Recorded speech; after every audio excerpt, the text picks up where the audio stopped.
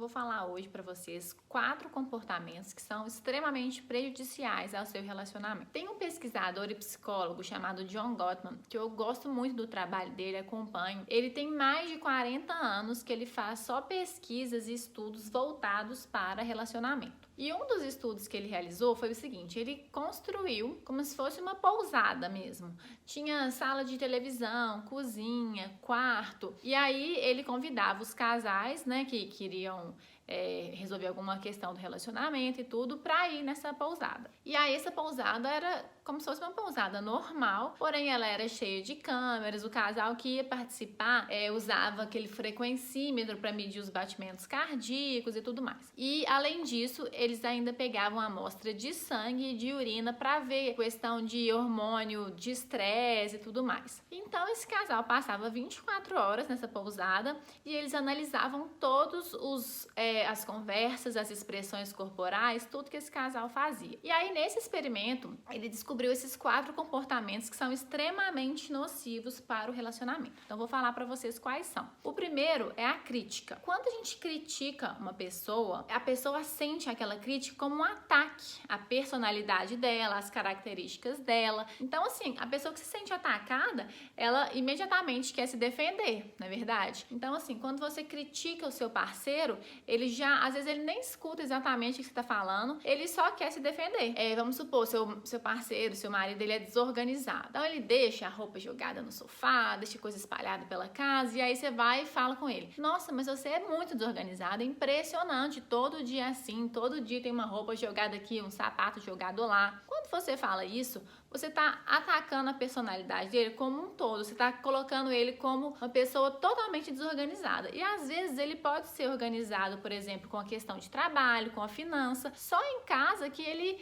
é mais desleixado, é mais largado com essas coisas. Mas quando você fala, ele entende isso como uma maneira geral. E aí o que ele faz? Ele quer se defender. Então vocês acabam brigando e não resolvem a situação. Então, quando for falar alguma coisa que te incomoda, não fala atacando o outro. Fala o que você está sentindo diante daquela situação. Então, nesse exemplo que eu dei, você poderia falar com ele: olha, amor, eu gosto da nossa casa arrumadinha, para ficar aconchegante, para a gente ter prazer de ficar aqui. Então, eu queria que você me ajudasse a sempre tirar a roupa, deixar num lugar só, pôr no lugar de roupa suja. Não vamos deixar coisa espalhada pela casa, não, porque senão vai ficar um ambiente muito desagradável, bagunçado. O que você acha? Será que você consegue me ajudar? Então, assim, é completamente diferente, né? O segundo comportamento, e o pior deles, é o desprezo. É quando um dos dois se sente superior ou melhor do que o outro. E quais que são essas demonstrações de desprezo? Fazer sarcasmo, ser cínico, revirar os olhos quando o outro fala alguma coisa,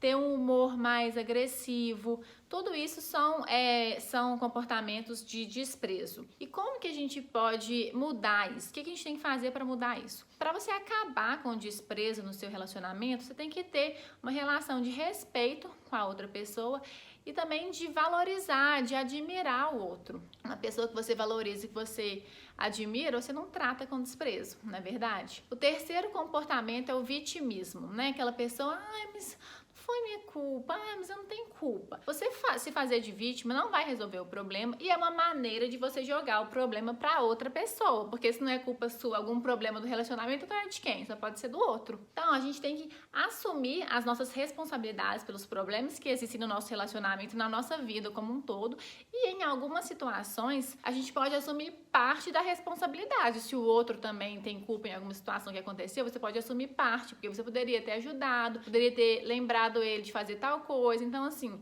a gente sempre pode fazer alguma coisa para ajudar, para melhorar. Então, se você não assumir responsabilidade por aquele problema em si, assuma pelo menos parte da responsabilidade. O quarto comportamento é o bloqueio. O bloqueio é quando assim, um dos dois simplesmente para de conversar sem ter chegado a uma solução, sem ter resolvido um problema. E esse bloqueio, ele não acontece assim: a primeira discussão, eu já estou discutindo com meu marido, né, e tal, e aí ele já para de conversar, não me responde mais. Não. Isso, assim, geralmente acontece depois de várias discussões que vocês já tiveram, e isso geralmente é mais comum em homens, pode acontecer com mulheres também, claro, mas é mais comum em homens, e geralmente esse bloqueio eles fazem para evitar de piorar a briga, porque às vezes a gente começa a falar na cabeça deles, eles já estão nervosos, então ele prefere se calar não falar mais nada para não piorar a briga. Então, qual que é a solução para esse comportamento? Percebeu que a conversa está esquentando, os dois estão mais exaltados, ou então que ele, né,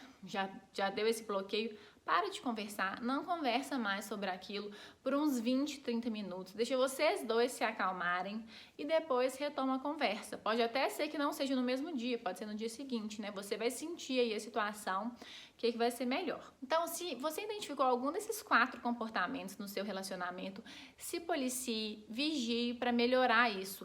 Porque é através desses 4 comportamentos que esse pesquisador, John Gottman, consegue prever com 90% de acerto se um casal vai se separar ou não. Se você gostou desse vídeo, curta, compartilhe, mande para alguma amiga e se inscreva no meu canal.